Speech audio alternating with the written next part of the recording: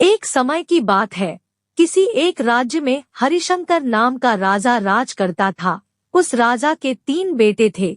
उसकी ख्वाहिश थी कि वह उसका सबसे काबिल बेटा उसकी राजगद्दी संभाले, लेकिन वह इस बात लेकर संशय में था कि तीनों में से किसे वह अपना राजपाट दे।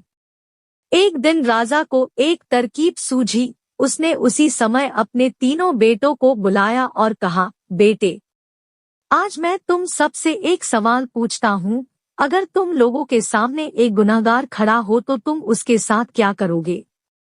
इस पर राजा के पहले बेटे ने कहा, उस अपराधी को सजाए मौत दी जानी चाहिए। वहीं दूसरे बेटे ने कहा, गुनहगार को कालकोठरी में बांध देना चाहिए। जबकि तीसरे बेटे ने कहा, पिताजी, हमें उसे सजा देने से पहले इस बात की जांच करनी चाहिए कि उसने सही में अपराध किया है या नहीं। इस पर राजा के तीसरे बेटे ने सभी को एक कहानी सुनाई। एक राजा था जिसके पास एक बुद्धिमान तोता था।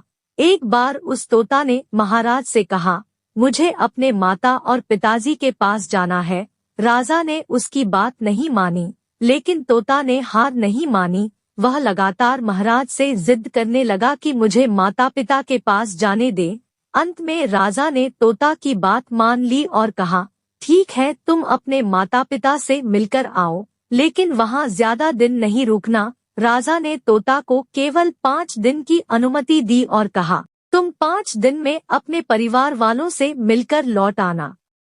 इसके बाद तोता 5 दिन के लिए अपने माता पिता के पास चला गया। छठे दिन जब वह राजा के पास लौट रहा था तो उसने सोचा कि क्यों न वह महाराज के लिए कुछ उपहार ले लिया जाए। फिर वह पर्वत की ओर निकल पड़ा। दरअसल वह महाराज के लिए अमृत फल लेना चाहता था। वहां पहुंचते पहुंचते रात हो गई। तोते ने पर्वत पर पहुंचकर फल तो ले लिया, लेकिन रात हो जाने के कारण वह आगे नहीं बढ़ा और वहीं रुक गया। उस रात जब तोता सो रहा था तभी एक सांप वहां आया और उसने राजा के अमृत फल को खाने लगा। सांप ने फल को खाया, इस कारण उस फल में जहर फैल गया था। हालांकि तोते को इस बात की भनक तक नहीं थी। अगली सुबह जब वह जगा तो फल लेकर महल की ओर चल पड़ा।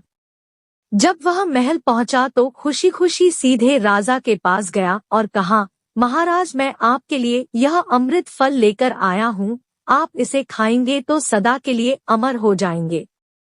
यह सुनकर राजा काफी प्रसन्न हुए। उन्होंने तुरंत उस अमृत फल को खाने के लिए मांगा। इस पर एक मंत्री ने कहा, जरा रुकिए महाराज, आप इस फल को बिना जांच किए कैसे खा सकते हैं?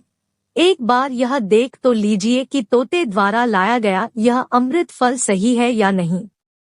राजा उस मंत्री की बात से सहमत हुआ और कहा कि तुरंत इस फल को एक कुत्ते को खिलाया जाए। राजा का आदेश पाकर सैनिक ने फल का एक टुकड़ा कुत्ते को खिलाया।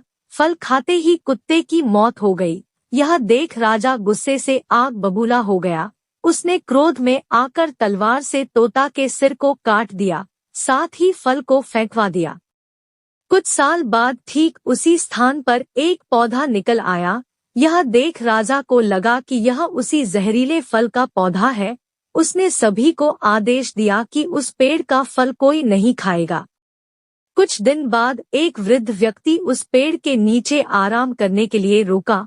उसे भूख भी काफी जोर से लगी थी। उसने उसी पेड़ से फल तोड़ा और खाने लगा। फल खाने के बाद वह बूढ़ा व्यक्ति एकदम से जवान हो गया। राज ने जब यह देखा तो वह आश्चर्यचकित रह गया। उसे समझ आ गया कि वह फल जहरीला नहीं था। उससे बहुत बड़ी गलती हो गई। उसने बिना सच्चाई जाने तोता को मार दिया। इसे लेकर उसे काफी पछतावा भी हुआ। इसके लिए वह मन ही मन खुद को कोसने लगा। इधर तीसरे राजकुमार की कहानी खत्म होने के बाद राजा हरिशंकर ने उसे ही अपना उत्तराधिकारी नियुक्त किया। इसके बाद राज्य में जश्न मनाया गया। कहानी से सीख। इस कहानी से हमें यह सीख मिलती है कि हमें कभी भी बिना जांच किए किसी को सजा नहीं